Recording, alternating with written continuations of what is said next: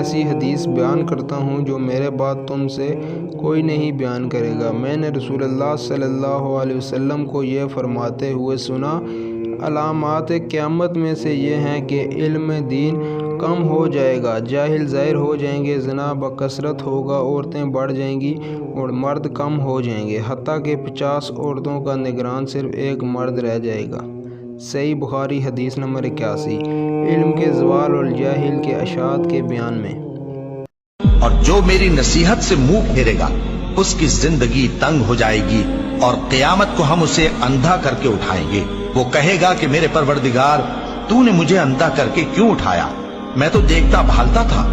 اللہ فرمائے گا کہ ایسا ہی چاہیے تھا، تیرے پاس ہماری آیتیں آئیں تو تو نے ان کو بھلا دیا، اسی طرح آج ہم تجھ کو بھلا دیں گے۔